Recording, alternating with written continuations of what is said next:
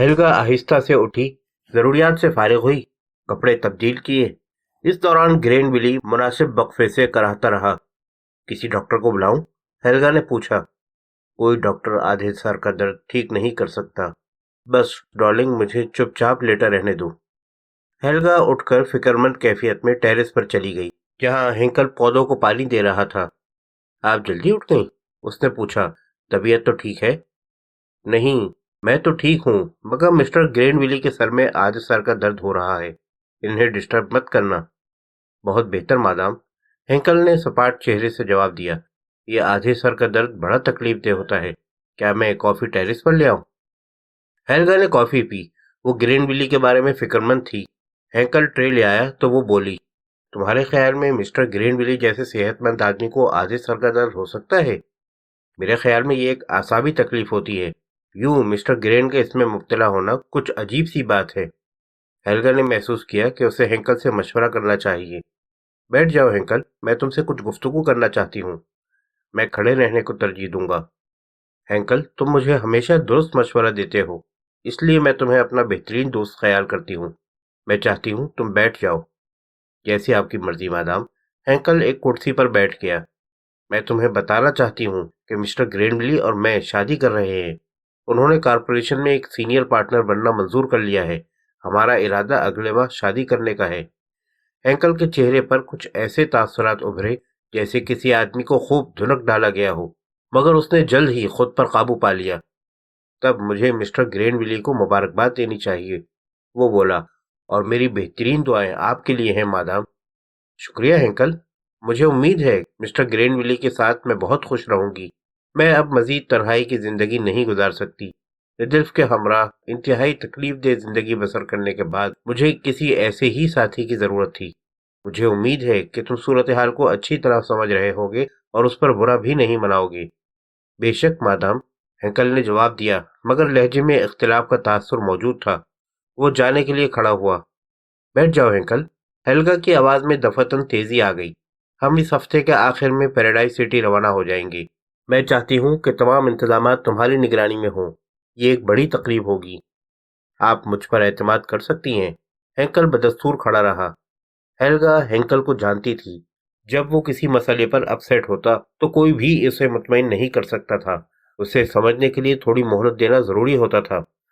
मुझे यकीन है कि मैं तुम पर हमेशा एतमाद कर सकती हूँ। बेशक मादाम, और अब आप मुझे जाने की इजाजत दें, मुझे बहुत से काम करने हैं। हेल्गा ने उसे नाराजगी की हालत में जाते देखा। काश वो भी उसी की तरह खुश होता। उसने सोचा, वो ग्रीनविली से भी बात करेगी। उसे भी ये बात समझ लेना चाहिए कि हेंकल उसके लिए कितना अहम है। ग्रीनविली को हेंकल का दिल जीतने की कोशिश करनी पड़ेगी।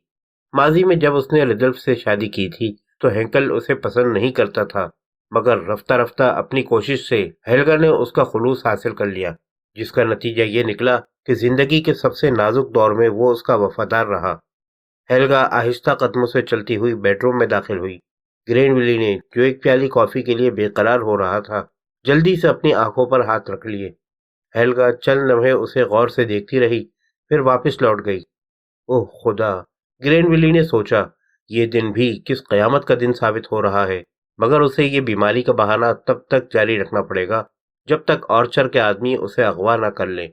उसने $1 मिलियन के तस्वुर में पनाह तलाश करनी चाहिए और पहली मर्तबा ऑर्चर के प्लान पर संजीदगी से गौर किया। वो हेल्गा की तरफ से फिक्रमंद था। उसके अंदर जो फौलादी सख्ती थी उसे मुस्तरब कर रही थी। ऑर्चर के इत्मीनान दिलाने के बावजूद इसका इम्कान था कि हेल्गा फरेब दिए जाने पर गुस्सा होकर मुकाबले पर उतर आए। इस पर गौर करते हुए ग्रेनविली ने फैसला किया कि अपना हिस्सा वसूल करने के बाद उसका यूरोप में ठहरना खतरनाक होगा। उसने सोचा कि ऑर्चर जैसे ही उसे $1 मिलियन देगा, वो किसी फ्लाइट से वेस्ट इंडीज चला जाएगा और वहां किसी खूबसूरत औरत के साथ गुम हो जाएगा। फिर जब मामला ठंडा पड़ जाएगा तो यूरोप वापस आ जाएगा, जहाँ की जिंदगी उसे बहुत ज्यादा पसंद थी। अचानक ही उसके जहन में एक ख्याल उभरा। क्या वो ऑर्चर पर एतमाद कर सकता है? उसने अपने आप से सवाल किया। वो ऑर्चर के बारे में क्या जानता है? महज इत्तेफाक से पेरिस के एक होटल में उनकी मुलाकात हुई थी।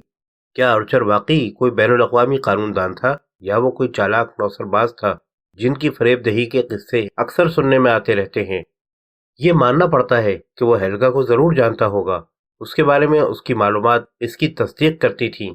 طے یہ ہوا تھا کہ $2 ملین کی رقم آرچر کے سوئس بینک اکاؤنٹ میں جمع کر دی جائے گی، لیکن ایک بار رقم آرچر کے اکاؤنٹ میں جمع کر دی گئی تو اس کا یعنی گرین ویلی کا اس رقم پر کیا دعویٰ رہ جائے گا؟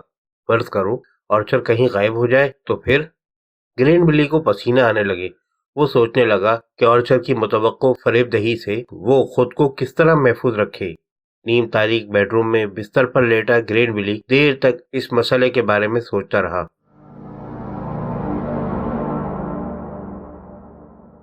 ٹھیک 2 بجے سیگیٹی بلمونٹ کے ساتھ ایک پرانی واکس ویگن میں ہوٹل ڈی سوئس پہنچا۔ آرچر ہوٹل کا بل پہلے ہی ادا کر چکا تھا اور کرائے پر لی ہوئی مرسیڈیز میں بیٹھا دونوں کا انتظار کر رہا تھا۔ جب وہ آ گئے تو اس نے انہیں اپنے پیچھے آنے کا اشارہ کر کے کار آگے بڑھا دی۔ وہ انہیں کرائے پر لی ہوئی ولا لے گیا۔ کوئی پرابلم تو نہیں ہوئی؟ اس نے پوچھا۔ بالکل نہیں، سیگیٹی نے مسکراتے ہوئے جواب دیا۔ آپریشن رات کو 11 بجے ہوگا۔ آرچر نے کہا، تمہیں بنگلے کا بیرونی دروازہ کھلا ہوا ملے گا، اندر گھس جانا، وہاں موجود مرد اور عورت کو اپنے ریوالور سے دھمکانا اور مرد کو اپنے ساتھ لے آنا، اسے لے کر یہاں آنا، بس تمہارا کام ختم ہو جائے گا۔ میں تمہارا باقی معاوضہ ادا کر دوں گا۔ فوراً جنیوا کے لیے روانہ ہو جانا اور یہ تمام واقعہ فراموش کر دینا۔ اور وہ بنگلہ کہاں ہے؟ سیگیٹی نے پوچھا۔ میں ابھی کچھ دیر میں تمہیں وہاں لے جاؤں گا۔ ایک مشکل پیش آ سکتی ہے۔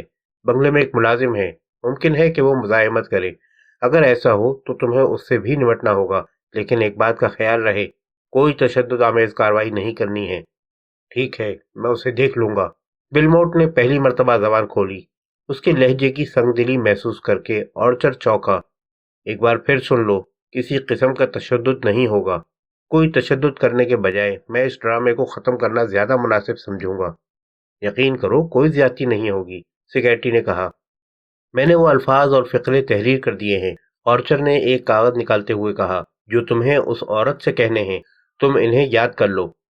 سیگیٹی نے کاغذ دیکھا اور پھر بولا، یہ کام بلمونٹ زیادہ اچھی طرح کر سکتا ہے، اور کاغذ اپنے ساتھی کو دیا۔ ٹھیک ہے، اب میں تمہیں بنگلہ دکھانے چل رہا ہوں، آرچر نے کہا۔ اب وہ کچھ زیادہ مطمئن نظر آ رہا تھا۔ اسے یقین ہو گیا تھا کہ سیگیٹی اور بلمونٹ کامیابی سے اپنا کردار ادا کر لیں گے۔ اس نے دونوں کو اپنے ساتھ لے جا کر ہیلگا کا بنگلہ دکھایا، بنگلے سے متعلق ضروری باتیں بھی بتا دیں۔ پھر اس نے پوچھا، کارروائی کرنے میں ابھی 8 گھنٹے باقی ہیں، وہ دونوں اس کے ساتھ ولا میں ٹھہرنا پسند کریں گے یا کہیں اور جائیں گے؟ سیگیٹی نے جواب دیا کہ وہ اور بلمونٹ پہلی بار لوگانو آئے ہیں، اس لیے وہ گھوم پھر کر شہر دیکھنا چاہتے ہیں۔ آرچر نے اطمینان بھرے انداز میں سر ہلایا۔ وہ خود بھی ان دونوں کے ساتھ ولا میں 8 گھنٹے گزارنا پسند نہیں کرتا تھا۔ سیگیٹی نے وعدہ کیا کہ وہ رات کے 10:15 بجے ولا پہنچ جائیں گے۔ سیگیٹی اور بلمونٹ چلے گئے تو آرچر ولا کے بیڈ روم میں آ کر بستر پر لیٹ گیا۔ وہ سوچ رہا تھا کہ اپنے حصے کے $1 ملین لے کر وہ نیو یارک چلا جائے گا اور مشیر ٹیکس کی حیثیت سے اپنی ذاتی فرم قائم کر کے ایک نئی زندگی کا آغاز کرے گا۔ اسے یقین تھا کہ ہیلگا پولیس میں رپورٹ نہیں کرے گی، کیونکہ اسے خوف ہوگا کہ اگر قانونی کارروائی ہوئی تو آرچر عدالت میں اس سے اپنے تعلقات کا بھانڈا پھوڑ دے گا۔ مگر وہ سیگیٹی اور بلمونٹ کے بارے میں فکر مند تھا۔ اس کی پریشانی مزید بڑھ جاتی اگر اسے معلوم ہوتا کہ وہ دونوں اس وقت ڈاک خانے کے پبلک فون بوتھ پر کیا کر رہے ہیں۔ سیگیٹی نے بلمونٹ کو کار میں بیٹھا چھوڑ کر جنیوا میں برنی کو فون کیا اور اب تک ہونے والی باتیں بتائیں۔ برنی نے جواب دیا کہ وہ اسے 2 گھنٹے بعد پھر فون کرے، تب وہ بتا سکے گا کہ اب ان دونوں کو کیا کرنا ہے۔ برنی کے سوئٹزرلینڈ میں کئی دوست بھی تھے، ان میں ایک لوگانو میں بھی رہتا تھا جس کا نام لکی تھا۔ اس نے لکی کو فون کیا۔ ہیلو لکی، مجھے کچھ معلومات کی ضرورت ہے، اس نے کہا۔ کسٹوک نولا پر واقع بنگلے میں کون رہتا ہے؟ وہ تو ہرمین ریزلف کا بنگلہ ہے، لکی نے حیرت سے جواب دیا۔ ریزلف کا تو انتقال ہو چکا ہے، البتہ اس کی بیوی گاہے گاہے وہاں آتی رہتی ہے اور آج کل آئی ہوئی ہے۔ بہت خوب، برنی آپ مسکرا دیا۔ تیار رہنا، میں آج شام تمہارے پاس آ رہا ہوں۔ اس کے بعد برنی نے لوگانو جانے والی پہلی پرواز میں سیٹ بک کرائی، اور جب 2 گھنٹے بعد سیگیٹی نے پھر فون کیا تو برنی نے اسے بتایا کہ وہ خود لوگانو آ رہا ہے۔ آرچر جو کچھ کہے اس کے مطابق عمل کرتے رہنا۔ اس آدمی کو اغوا کر لاؤ، اس کے بعد سے میں اس معاملے کو سنبھال لوں گا۔ ٹھیک ہے، اب تم سے کہاں ملاقات ہوگی؟ 6 بجے لوگانو ایئرپورٹ پر مجھ سے ملو، برنی نے جواب دیا اور ریسیور رکھ دیا۔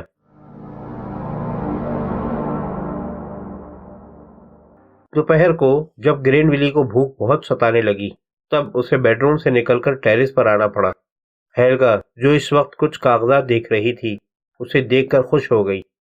अब कैसी तबीयत है डार्लिंग? उसने पूछा। कुछ बेहतर है। ग्रीन विली उसके बराबर में एक कुर्सी पर बैठ गया। क्या इस वक्त हैंकल कॉफी पिला सकेगा? जरूर, क्यों नहीं, हेल्गा ने जवाब दिया और हैंकल को बुलाने के लिए घंटी का बटन दबाया। और जब हैंकल आया तो उससे कहा, अब मिस्टर ग्रेन विली की तबीयत कुछ बेहतर है, कॉफी ले आओ और खाने के लिए ऑमलेट भी। हेल्गा ने ग्रेन विली की तरफ देखा। ऑमलेट खा सकोगे या कुछ और मंगवाऊं? ग्रीन विली का दिल तो स्नैक की ख्वाहिश कर रहा था, मगर उसने ऑमलेट पर रजामंदी जाहिर कर दी। हैंकल चला गया। कुछ देर बाद वो कॉफी, कुछ टोस्ट और ऑमलेट लेकर आ गया। अब हम बिजनेस के बारे में कल बात करेंगे, आज तुम मुकम्मल आराम कर लो। हेल्गा ने कहा, विम्बरन ने पार्टी से मेरी शराइत बनवा ली हैं। हमें जमीन उसी कीमत पर मिल रही है जो मैंने लगाई थी। बहुत मुनासिब है, बिजनेस पर कल ही बात करेंगे, ग्रीन ने जवाब दिया। उसे मालूम था कि अब कोई कल नहीं आनी है। मुझे उम्मीद नहीं थी कि तुम जैसे आदमी को आधे सर के दर्द की शिकायत हो सकती है। ये मुझे अपने वालिद की तरफ से विरसे में मिला है। ग्रीन विली ने झूठ बोला और कॉफी पीते हुए ऑमलेट खाने लगा, जो उसे पसंद आया। हैंकल ने ऐसा ऑमलेट बनाना कहाँ से सीखा? ये बात कहीं हैंकल के सामने मत कह देना। ऑमलेट का ये मखसूस जायका उसकी अपनी ईजाद है। और सुनो, उसके साथ अपना रवैया जरा अच्छा रखने की कोशिश करो। मैं तुम्हें बता दूं कि वो हमारी शादी से इख्तिलाफ रखता है। उसे हमारा शादी करना पसंद नहीं। पसंद नहीं? ग्रीनविली ने दोहराया। वो तुम्हारा मुलाजिम है क्या नहीं? कौन परवाह करता है कि उसे हमारी क्या बात पसंद है क्या नहीं? दुनिया में उस जैसे बेशुमार मुलाजिम मिल जाते हैं। हेल्गा चौंक पड़ी। उसकी नजरों में सख्ती का तासुर उभरा। तवज्जो से मेरी बात सुनो, उसने कहा। हैंकल के बारे में किसी खाम ख्याली का शिकार मत बनो। दुनिया में तुम्हारे अलावा और कोई ऐसा नहीं है जो मेरे नज़दीक हैंकल जैसी अहमियत रखता हो। उसने गुज़िश्ता बरसों में मुतअद्दिद बार मेरी बहुत मदद की है। वो मुझे बहुत अच्छी तरह समझता है। मैं किसी मुबालगे से काम नहीं ले रही हूँ, लेकिन हैंकल मेरी ज़िंदगी का एक हिस्सा है। मैं दुनिया भर की दौलत के एवज भी उससे दस्तबरदार होने के लिए तैयार नहीं। ग्रीनविली को अंदाजा हो गया कि वो बड़े नाजुक और खतरनाक मौजू पर बात कर रहा है। ऐसा नहीं था कि अब उसे कुछ फिक्र हो, मगर वो वक्त से पहले हेल्गा को नाराज करना नहीं चाहता था। मुझे अफसोस है, वो बोला। मुझे अंदाजा नहीं था कि हैंकल तुम्हारी नज़रों में इतनी अहमियत रखता है। मैं वादा करता हूँ कि मैं हर वो काम करूँगा जो मेरे बस में है कि वो मुझसे खुश हो जाए और मुझे पसंद करने लगे। शुक्रिया। मुझे उम्मीद है कि वो तुम्हें इतनी ही इज्जत और एहतराम देने लगेगा जितनी वो मेरे लिए अपने दिल में रखता है। खुदा की पनाह, एक मोटे भद्दे बूढ़े बटलर के लिए ऐसे जज्बात! ग्रेनविली ने दिल में कहा। मैं दुआ करता हूँ कि ऐसा ही हो, उसने बज़ाहिर मुस्कुराते हुए जवाब दिया। लंच के बाद हेल्गा ने इसरार करके ग्रेनविली को आराम करने भेज दिया। जब 4:30 बजे ग्रेनविली फिर टेरेस पर आया तो उसने हेल्गा को बदस्तूर काम में मसरूफ देखा। क्या तुम काम करते करते थकती नहीं? उसने पूछा। मैं एक ऐसी कारोबारी सल्तनत की सरबराह हूँ जिसकी मालियत $1 बिलियन से ज्यादा है, और जब कोई ऐसी हुकूमत का मालिक हो, उसके लिए काम से जान छुड़ाना नामुमकिन है। जब तुम मेरा दाया बाजू बनकर काम करोगे तो तुम्हें खुद अंदाजा हो जाएगा। एक ऐसी औरत से शादी करना, ग्रेनविली ने सोचा, एक कैलकुलेटर का बटन बन जाने के मुतरादिफ है। दोपहर और शाम का वक्त दोनों ने बातों में सर्फ किया। हेल्गा बड़े ज़ौक़ और शौक से हनीमून के प्रोग्राम के बारे में बताती रही।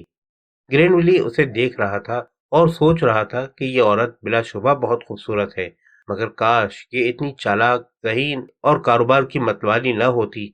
किसी मुश्किल का सामना करते हुए उसके अंदाज में जो इतनी सख्ती आ जाती थी, वो इससे डर गया था। नहीं, वो ऐसी औरत को कभी अपने फायदे के लिए इस्तेमाल करने पर कादिर नहीं हो सकता। वो बहुत दौलतमंद थी, मगर इससे ज्यादा सख्त जिद्दी मिजाज और मजबूत इरादे की मालिक थी। उससे शादी करके वो मुस्तकिल तौर पर उसकी महकूमियत में चला जाएगा।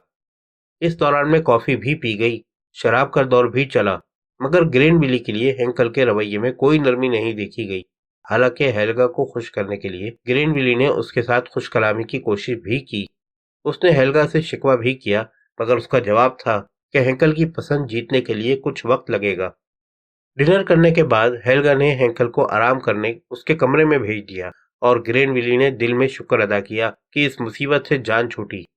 टीवी पर बड़ी अच्छी पिक्चर आ रही है, उसने हेल्गा से कहा। کیا خیال ہے اسے کیوں نہ دیکھا جائے؟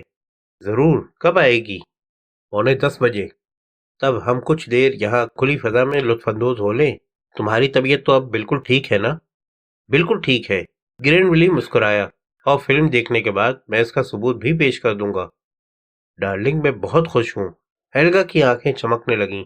تم تصور نہیں کر سکتے کہ تم مجھے کتنے عزیز ہو، میں تمہیں کتنا چاہتی ہوں۔ ہینکل کچن میں برتن وغیرہ صاف کر رہا تھا۔ گرین ولی نے تھوڑا انتظار اور کیا۔ جب اسے یقین ہو گیا کہ ہینکل اپنے کمرے میں جا چکا ہے تو اس نے ہیلگا کو پکچر دیکھنے کے لیے کہا۔ وہ دونوں رہائشی کمرے میں آئے۔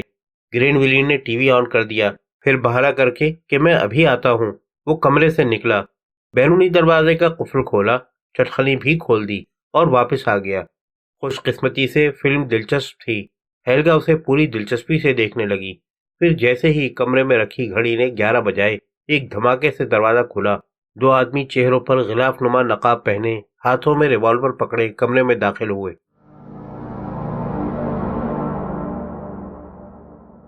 آرچر نے اپنی دستی گھڑی پر نگاہ ڈالی۔ اس وقت اس نے اپنے دل میں کہا کہ سیگیٹی اور بلمونٹ ہیلگا کے بنگلے میں داخل ہو رہے ہوں گے۔ وہ دونوں آرچر کی کرائے پر لی ہوئی ولا میں 10:15 بجے آئے تھے۔ انہوں نے اپنے نقاب اور ریوالور آرچر کو دکھائے۔ آرچر نے ریوالوروں کے چیمبر کھول کر دیکھے اور اطمینان کیا کہ ان میں سے کسی میں بھی گولیاں بھری ہوئی نہیں ہیں، اور دونوں کو ایک بار پھر تاکید کی کہ وہ کوئی بھی تشدد آمیز کارروائی نہ کریں، اس کے دوست کو اغوا کر کے سیدھا یہاں لائیں، جاتے اور آتے وقت رفتار قانون کی حد میں رکھیں، وغیرہ وغیرہ۔ پھر جب وہ چلے گئے تو کمرے میں ادھر سے ادھر ٹہلتے ہوئے بار بار اپنی گھڑی دیکھتا رہا۔ اگر سب کچھ پلان کے مطابق ہوا تو 11:30 بجے تک انہیں واپس ولا آ جانا چاہیے۔ اس نے اپنا سوٹ کیس پیک کر لیا تھا تاکہ اگر کوئی غیر متوقع بات پیش آ جائے تو وہ بلا تاخیر روانہ ہو سکے۔ ہیلگا جیسی عورت سے مقابلہ کرتے ہوئے کوئی بھی نتیجے کے بارے میں پوری طرح مطمئن نہیں ہو سکتا تھا۔ بظاہر جو نظر آ رہا تھا اس سے تو یقین تھا کہ اگر ہیلگا واقعی گرین ولی پر فریفتہ ہو گئی ہے تو وہ رقم ادا کرنے میں تاخیر نہیں کرے گی۔ پچھلی مرتبہ جب اس نے ہیلگا کو بلیک میل کرنے کی کوشش کی تھی تو ہیلگا نے اسے اسی بنگلے کے ایک تہخانے میں پھانس لیا تھا۔ اس وقت بھی جب وہ سمجھ رہا تھا کہ اسے ہیلگا پر مکمل فتح حاصل ہو چکی ہے، ہیلگا نے اچانک بازی پلٹ دی۔ وہ شکست سے دوچار ہوا اور پھر اس لمحے سے ایسا گرا کہ ابھی تک سنبھلنے کے قابل نہیں ہو سکا تھا۔ اس کے چہرے پر سختی کا تاثر ابھرا۔ جب گرین ولی آ جائے گا، اسے یقین ہو جائے گا کہ اغوا کا ڈرامہ کامیابی سے اسٹیج کیا جا چکا ہے تو وہ خود ہیلگا سے ملنے جائے گا۔ وہ اس کی جیت کا لمحہ ہوگا۔ ہیلگا نے جو سلوک اس کے ساتھ کیا تھا وہ اس کا پورا انتقام لے گا۔ اس نے پھر اپنی گھڑی دیکھی۔ 11:20 ہوئے تھے۔ اگر کوئی گڑبڑ نہیں ہوئی تو سلیٹی اور بلمونٹ گرین ولی کو ساتھ لیے واپسی کے راستے پر کسی جگہ ہوں گے۔ آرچر کو ہینکل کا خیال آیا۔ وہ ایک خطرناک آدمی تھا۔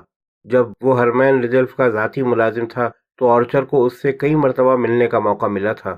وہ جانتا تھا کہ ہینکل اسے ناپسند کرتا ہے، اور بظاہر اپنے خاموش اور نرم رویے کے باوجود اس کے اندر اتنی ہی سختی تھی جتنی خود ہیلگا میں۔